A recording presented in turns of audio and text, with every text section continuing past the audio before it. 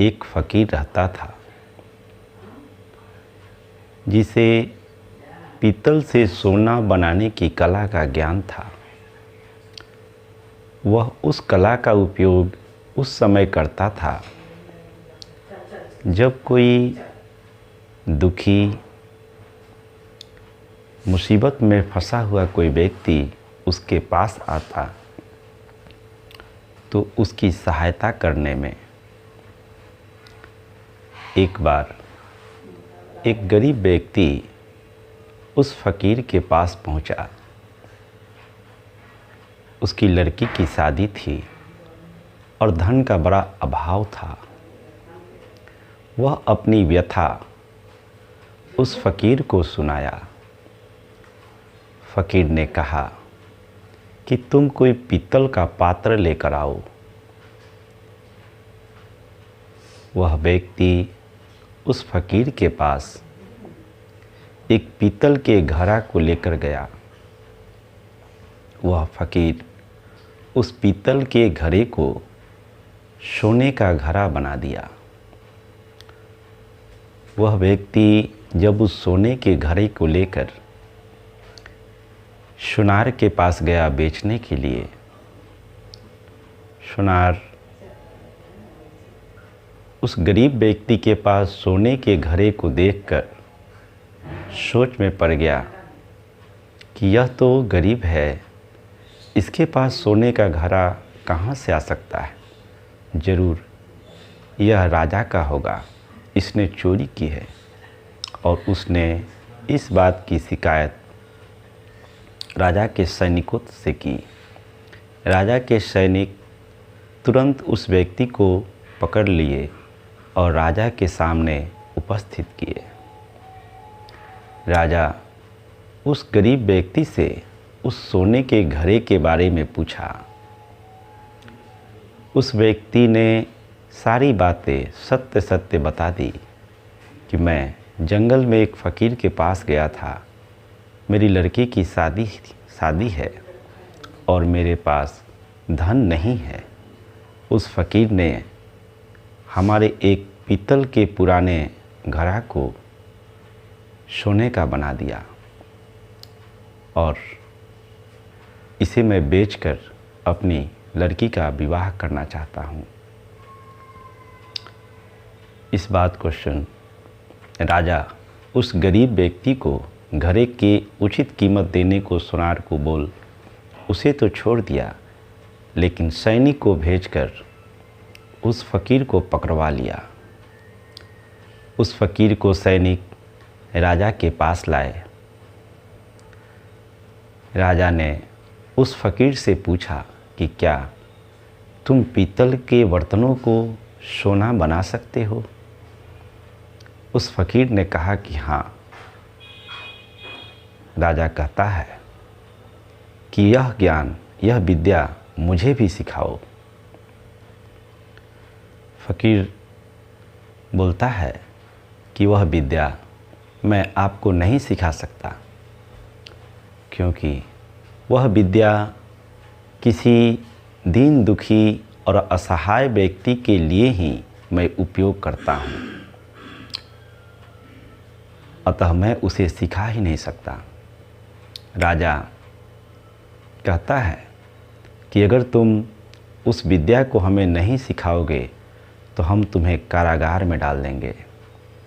फ़कीर कहता है आप चाहे हमारे साथ कुछ भी करें, लेकिन हम उस विद्या को आपको नहीं सिखा सकते हैं।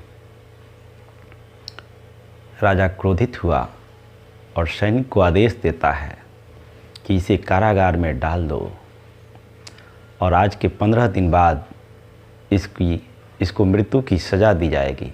अगर उसके पहले यह विद्या सिखाने के लिए तैयार हो जाए तो ठीक है, अन्यथा आज के 15वें दिन इसे फांसी पर लटका दिया जाएगा।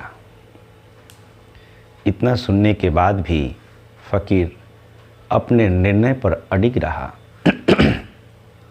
सैनिक उस फ़कीर को कारागार में डाल दिए। एक सैनिक प्रतिदिन सुबह में उस फ़कीर के पास पहुंचता और पूछता कि क्या उस विद्या को तुम सिखाने के लिए तैयार हो? फ़कीर ना ही बोलता। प्रतिदिन एक सैनिक जाता और इसी बात को दोहराता और फ़कीर भी अपने निर्णय पर अडिग था। वह कहता, मुझे मृत्यु स्वीकार है, लेकिन मैं इस विद्या को अहंकारी राजा को कभी नहीं सिखा सकता। 7 दिन बीत गया। प्रतिदिन की सूचना मिलने के बाद राजा विचार किया कि फ़कीर मर जाएगा लेकिन विद्या नहीं सिखाएगा। उसने एक युक्ति अपनाई। राजा वेश बदलकर उस कारागार में चला गया और वह फ़कीर की खूब सेवा करने लगा। 7 दिन की सेवा से फ़कीर बेहद प्रसन्न हुआ और मृत्युदंड मिलने से एक दिन पूर्व फ़कीर उस व्यक्ति से कहता है, जो कि राजा था, कि मांगो, मैं तुम्हारी सेवा से बेहद प्रसन्न हूँ। तुम हमसे क्या चाहते हो, क्योंकि कल तो मेरी मृत्यु हो जाएगी। वह भेष बदला हुआ राजा कहता है कि अगर आप मुझे कुछ देना ही चाहते हो तो मुझे वो विद्या सिखा दो जिससे आप पीतल से सोना बना देते हो। वह फ़कीर उस राजा को वह विद्या सिखा दिया। राजा वहाँ से चला गया। दूसरे दिन राजसभा में फ़कीर को लाया गया। राजा अपनी राजगद्दी पर बैठा पुनः उस प्रश्न को दोहराता है कि अब तुम्हारी मृत्यु होने वाली है, क्या अगर अब भी तुम उस कला को हमें सिखा दो तो तुम मृत्यु से बच सकते हो, अन्यथा तुम्हें फांसी पर लटकवा दिया जाएगा। फ़कीर कहता है, जो उत्तर मेरा प्रथम दिन था वही उत्तर आज भी है। मुझे फांसी मंजूर है, लेकिन मैं कभी भी तुम्हें वह विद्या नहीं सिखा सकता। राजा हंस पड़ा और बोला, उस विद्या का तुम्हें इतना अहंकार है, इतना अभिमान है, वह विद्या तो मैं सीख चुका हूँ।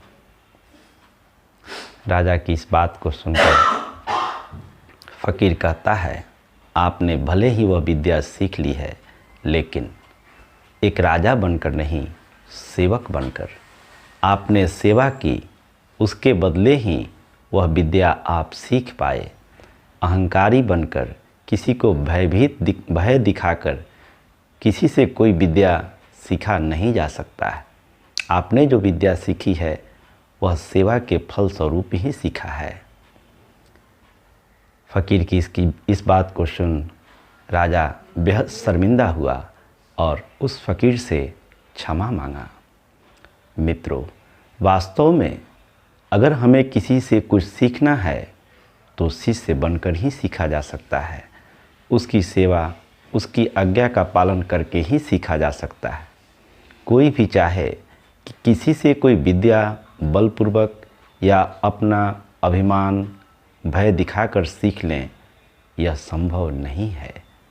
इन्हीं शब्दों के साथ आज की वाणी को विराम देंगे। आप सबका मंगल हो, सबका कल्याण हो, सबका भला हो।